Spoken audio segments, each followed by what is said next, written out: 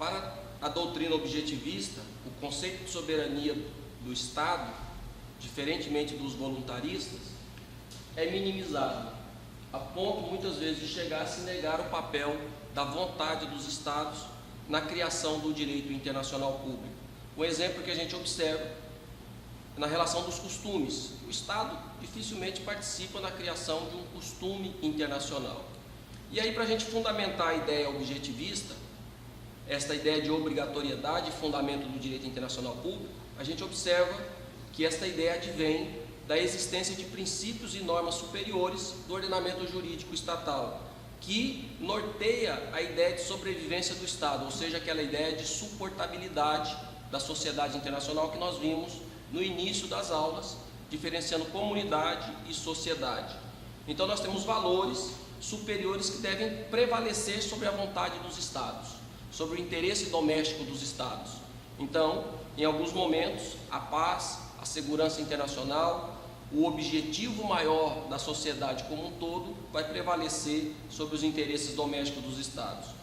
O professor Dionísio Anzilotti, o princípio do direito internacional público está na pacta sunt servanda, ou seja, um valor jurídico absoluto, indemonstrável, que serve de critério formal para diferenciar as normas de direito internacional das demais normas, ou seja, principalmente daquelas normas de direito interno.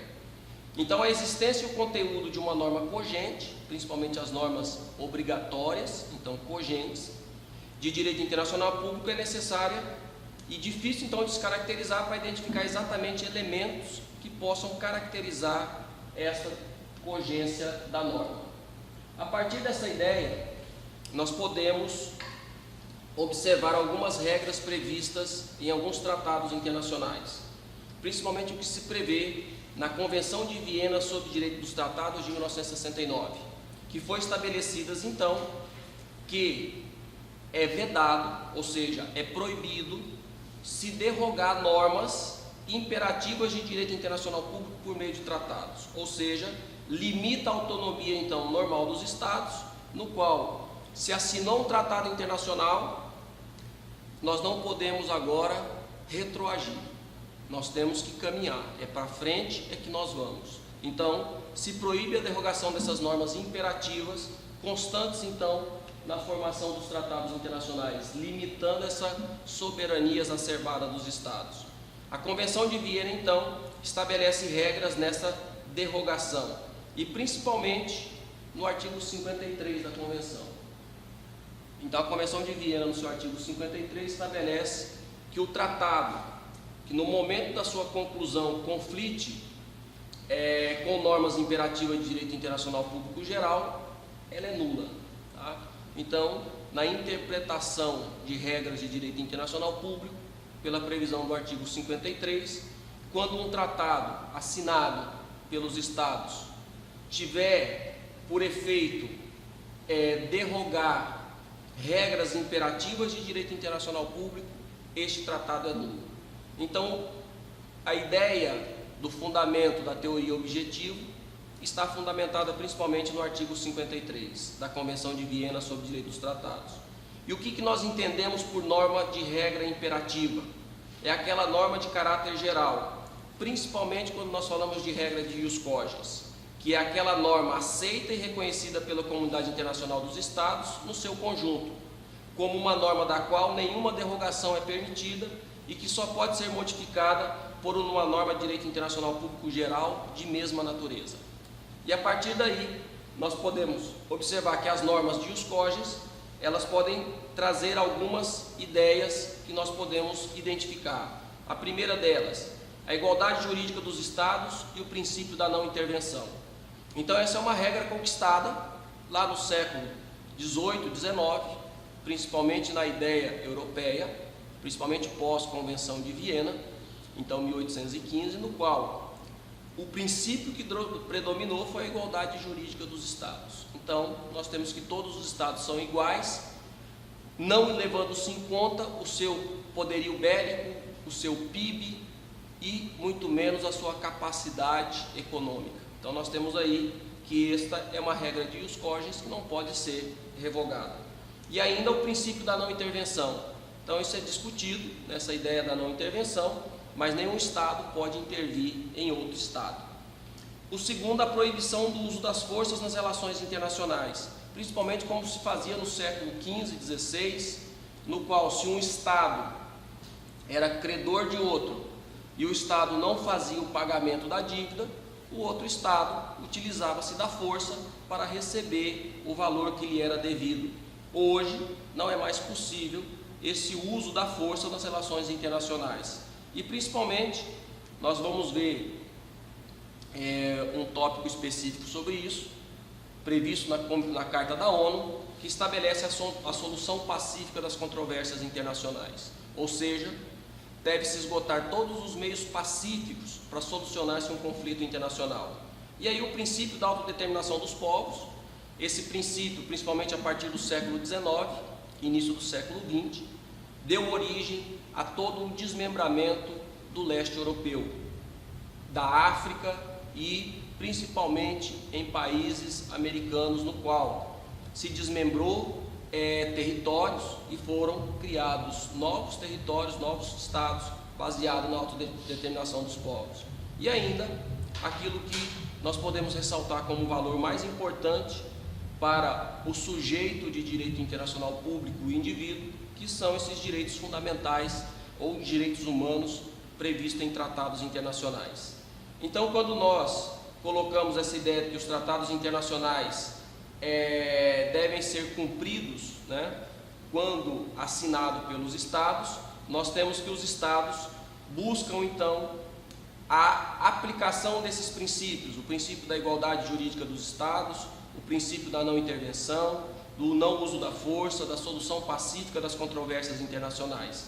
E a partir dessa ideia, então, a própria Convenção de Viena sobre o Direito dos Tratados observa que o Estado deve cumprir um tratado no qual ele assinou e ratificou.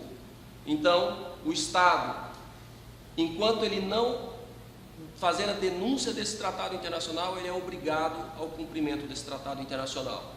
E aí nós vamos ver em aulas específicas, quando nós falamos de tratado internacional, que denúncia nada mais é do que um ato pelo qual o Estado notifica o outro Estado que ele quer não mais fazer parte daquele tratado internacional.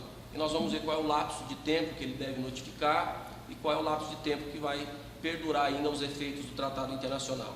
Então, o princípio da pacta sunt servanda, ou que os pactos devem ser cumpridos, impõe aos Estados o dever de respeitar não só a palavra, mas aquilo que foi escrito, e que ele o fez com o livre exercício de sua soberania.